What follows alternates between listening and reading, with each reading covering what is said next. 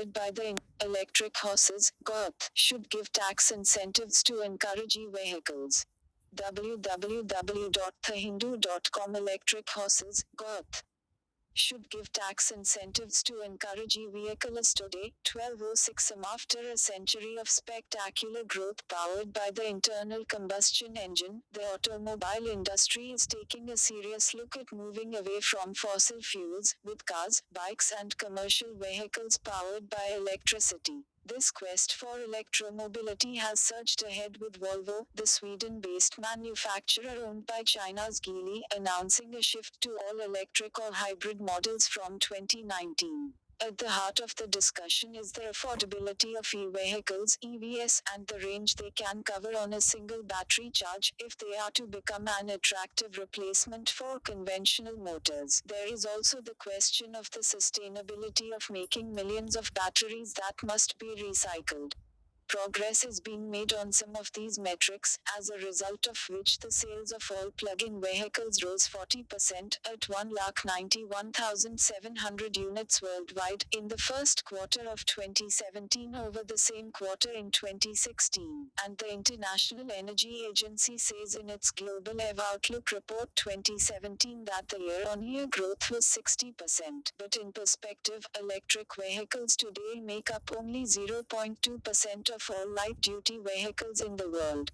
What is enlivening the debate on EVs is the entry of Tesla, with its goal to mass-market electric cars that are efficient on range, and offer a minimum of 340 kilometers on one charge, while also scoring high on design.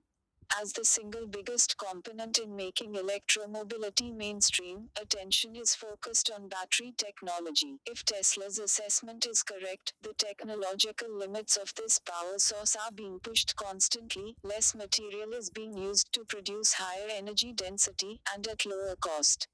Unsurprisingly, many major automobile manufacturers have announced plans for electrics to cater to both ends of the spectrum, marques like BMW and Volkswagen aiming at several affordable models with a moderate range per charge, and luxury cars from Daimler and Audi that run longer and appeal to keen buyers. Electromobility is also politically attractive.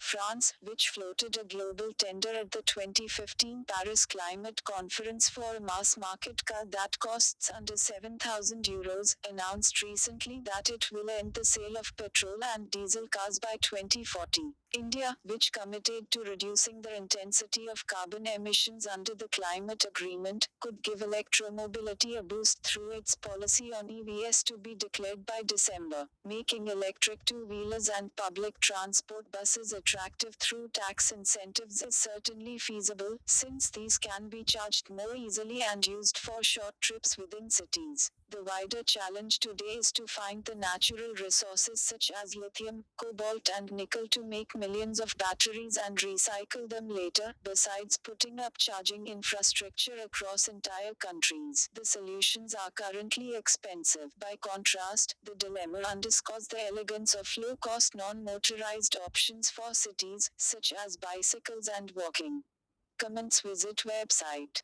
The Waiting Game, Nitish's mixed political signals may be a calculated plan.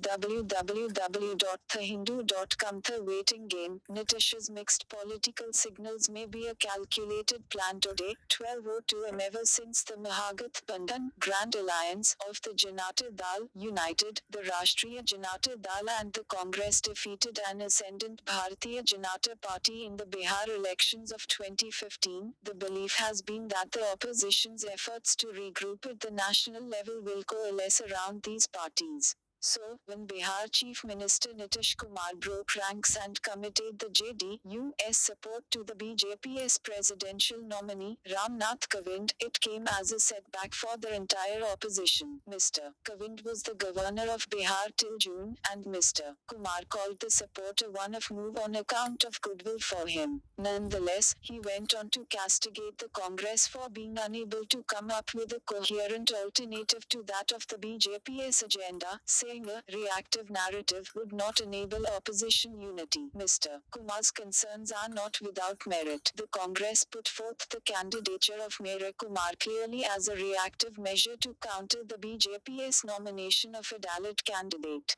Till then, the opposition parties had been unable to agree on a candidate due to either a lack of consensus or an inability to set a proactive agenda against the BJP, which seemed to be shaping the contours of the political discourse with ease. But other opposition parties have reason to doubt whether Mr. Kumar was indeed speaking out of a genuine concern for building a strong opposition to the BJP, or working on an exit strategy from the opposition camp so that he could ally with the BJP in time for the 2020 assembly polls, if not the 2019 Lok Sabha poll. Mr. Kumar had parted ways with the BJP just ahead of the 2014 Lok Sabha election, making an issue of the nomination of Narendra Modi as the BJP's prime ministerial candidate. Although the JDU makes up the numbers in the assembly in alliance with the RJD, he knows he could forge a winning combination with the BJP too.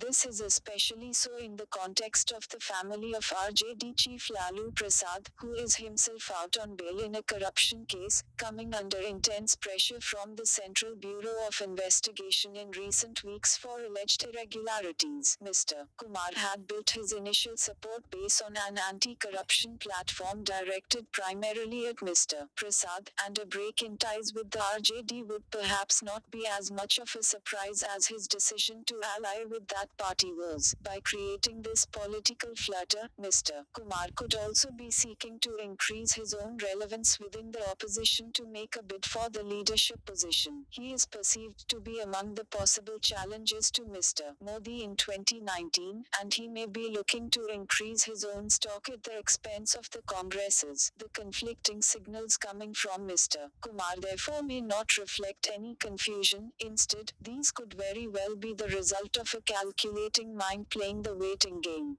Comments. Visit website.